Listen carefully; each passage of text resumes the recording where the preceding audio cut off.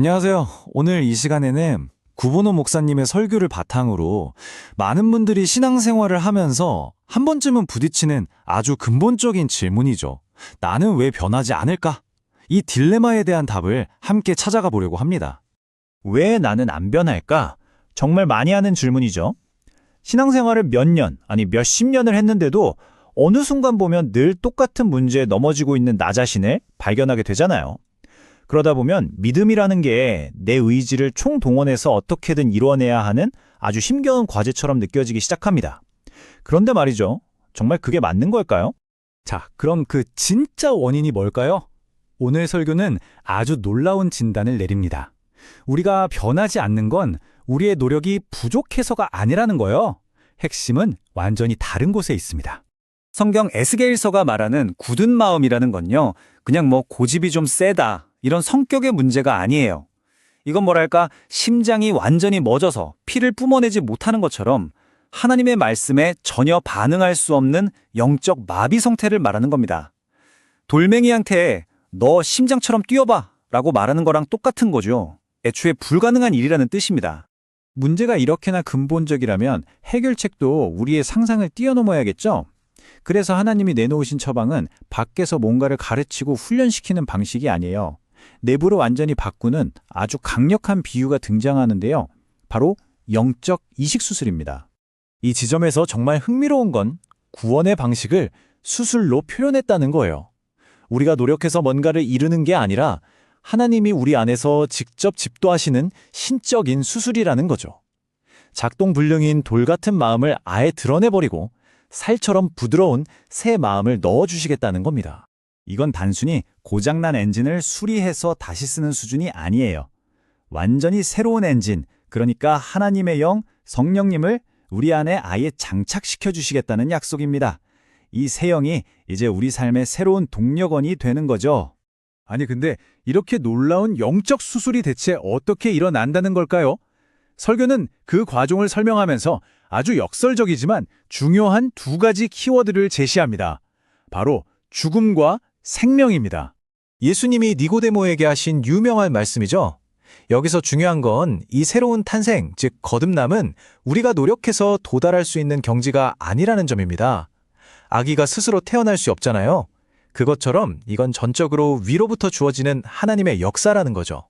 그래서 핵심은 바로 이 순서입니다. 여기서 물은 깨끗하게 씻는다는 의미를 넘어서 죽음을 상징해요. 그러니까 나의 옛 자, 그 돌처럼 굳은 마음이 먼저 죽음의 물속에 완전히 장사 지내져야 한다는 거죠. 이 죽음이 선행되지 않고서는 성령으로 말미암는 새 생명이 시작될 수 없다는 뜻입니다. 이게 바로 연합이라는 놀라운 신비입니다. 내가 죽으려고 막 발버둥 치는 게 아니에요. 그게 아니라 2000년 전 예수님이 십자가에서 죽으실 때 나를 그 죽음 안에 이미 포함시켜서 함께 장사 지내셨다는 사실을 믿음으로 받아들이는 겁니다. 그분이 이루신 죽음과 내가 하나가 되는 거죠.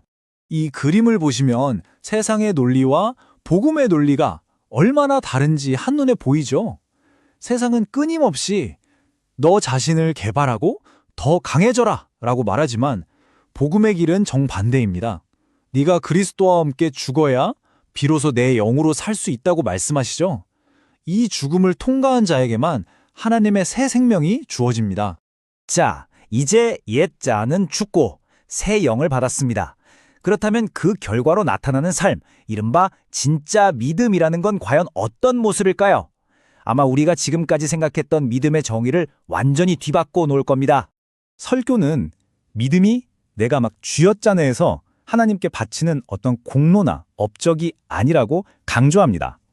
믿음은요, 나를 향한 그분의 절대 흔들리지 않는 신실하심에 대한 우리의 자연스러운 반응일 뿐이라는 겁니다. 그래서 우리는 내 믿음으로 사는 게 아니에요. 정확히는 나를 사랑하셔서 자기 자신을 내어주신 예수님의 믿음, 즉 그분의 신실하심 안에서 사는 겁니다. 그분의 신실하심이 먼저 있었기 때문에 우리가 믿음으로 반응할 수 있게 된 거죠. 출발점이 내가 아니라 그분입니다. 이것이야말로 이 모든 영적 여정의 최종 결론이라고 할 수 있습니다. 진짜 믿음의 시작은 나는 죽었습니다 라는 자기 부인의 선언에서 출발합니다. 이제 내 인생의 운전석에는 내가 앉아 있는 게 아니라 내 안에 계신 그리스도께서 앉아 계시다는 고백이죠. 그렇기 때문에 우리가 붙잡아야 할 핵심은 더 열심히 노력하자가 아니라 오히려 정반대입니다. 바로 항복하는 거죠. 주님, 제 마음은 정말 돌과 같아서 아무것도 할 수 없습니다. 그러니 약속하신 그 새 영을 부어주십시오. 라고 두 손 들고 빈손을 내미는 것. 그것이 우리가 할 일의 전부입니다. 이제 내 힘으로 의로워지려고 했던 그 모든 율법적인 노력을 내려놓으십시오. 십자가에서 이미 나의 옛사람이 처리되었다는 그 죽음을 받아들이세요. 그리고 당신의 삶 전체를 당신을 향한 그분의 신실하심에 온전히 맡겨보는 겁니다. 그것이 바로 내 힘이 아닌 내 안에 와 계신 새 영으로 살아가는 유일한 길입니다.